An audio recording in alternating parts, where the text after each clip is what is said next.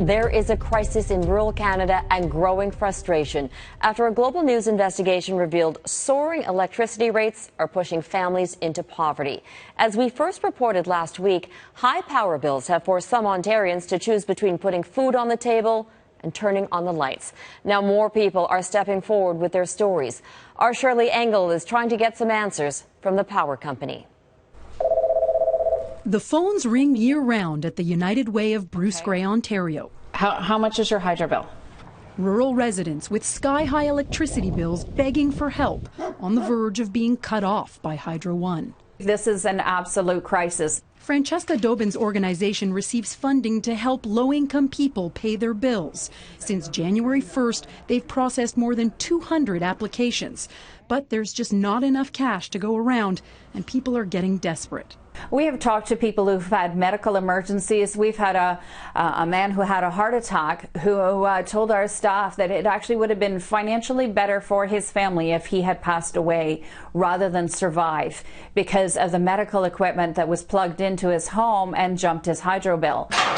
Hydro prices have shot up 100% over the past decade. Though some residents are doing everything they can to cut consumption, steep delivery charges keep the bills high. We've become really energy efficient.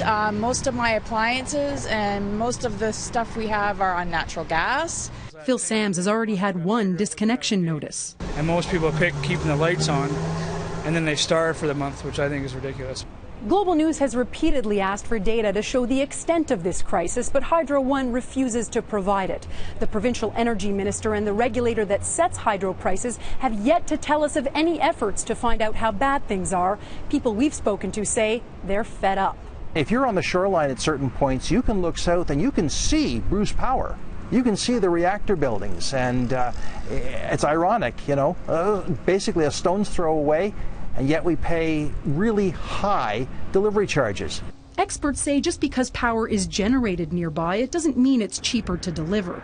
The rural customer base in Ontario is small and spread out over a vast area. But next door in Quebec, urban and rural customers pay the same rate. People in the cities subsidize their rural neighbors. If there is a social decision made by Ontarians to subsidize living in rural areas or in low-density areas, then that choice can be made and different types of subsidies could be given to promote such lifestyles. Meanwhile, for this family near Timmins, Ontario, steep hydro bills are clearly a crisis. Joanna Sauvé is about to give birth to her second baby. The bill for this small trailer, $800. My boyfriend had got laid off too, and I have another child, and it's like, holy mac. I just kind of had a mental breakdown a little bit.